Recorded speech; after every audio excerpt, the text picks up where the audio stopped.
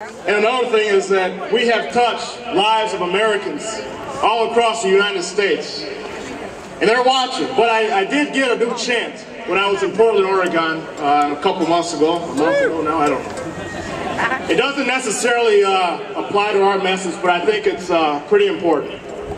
It's real short and goes a little something like this. It says, banks get bailed out, people get sold out.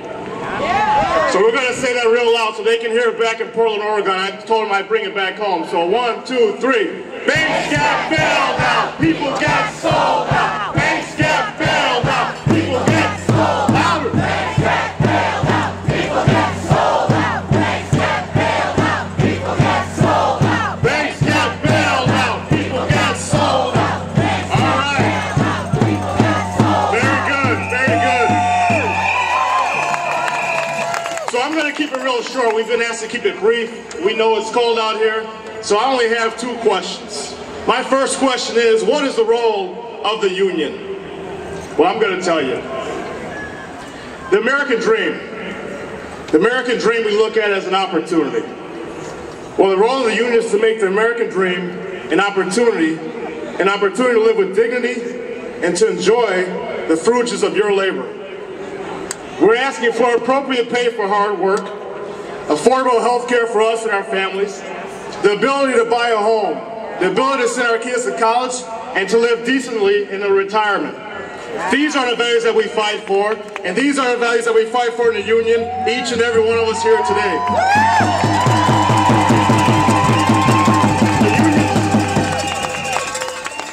The unions help to preserve a balance of power in this country, ensuring that corporate interests and the bottom line don't trump the American dream or American values.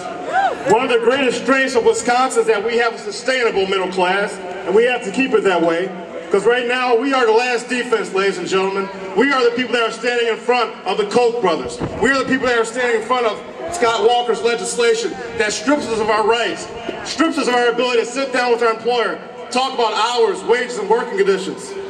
We are the last defense. Look around. We have to stand strong and stand together. Now my second question is, what's the role of the other side? What's the role of government? Well, I did a little research, and nowadays when us younger people research, what we do is we don't go to the library, we go to the computer and Google it. So I Googled what is the role of government, and what came up right away? 1854, Abraham Lincoln wrote an essay, and he asked that question: what is the role of our government? Why do we need government? Why do we pay taxes? He says, the legitimate object of government is to do for the people what they need to have done, but which they cannot do at all, or cannot do so well for themselves, in their separate and individual capacities. So certainly no individual can deliver modern medical health care to himself. He can't be his own fire department. He can't be his own police department. One person can't plow all the roads in the state of Wisconsin. He can't build a road. He can't build a bridge by himself. He can't provide for common schools. So this is the role of government. So now we're going to ask our government to do the right thing and do what we just talked about, instead of taking workers' rights from common people like ourselves.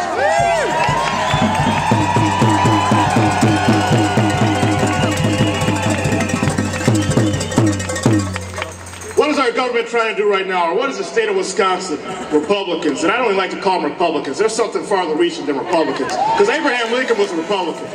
Abraham Lincoln was a Republican. These are Republicans that we're dealing with, ladies and gentlemen. This is a whole new fight. Something we've never seen before. These are radicals. Right now they're trying to eliminate our voice, desensitize us, discredit us, and defund us. And we can't let that happen, because this is an attack on the way of life. This is an attack on our power. I heard a term the other day in Baltimore last week. It was called the pornography of power. That's what we have going on in our state, the pornography of power. Right now, 1% of the nation controls 42% of the wealth. The pornography of power. And they want more. They don't want just this. They want more than what the 42%. Many compare our movement right now to the civil rights movement. Many compare it to that. But if there was one critique of the civil rights movement, it was that they became somewhat complacent. And they became complacent with the many victories that they won during that day. Brown versus Board of Education in Topeka, Kansas. Voting Rights Act of 1964 and 1965. Now these were all important pieces of legislation. There are other important pieces of landmark legislation that got us to where we are today. But they stopped taking it to the streets. They stopped doing what we're doing right now and rallying and letting them hear right behind us in our house what we want. And not what we asked for, but what we demand. Now maybe they stopped taking it to the streets because there was no need for those type of tactics anymore. Maybe it went from the streets to the courthouse. But they stopped having sit-ins. They stopped going to restaurants, sitting there, making their voices heard. Well, I gotta tell you, I think maybe they lost their sense of moral outrage and their sense of anger. But I'm here to tell you today that we have to reclaim our moral outrage and our righteous indignation, because this is our time and we are the fire of our lifetimes.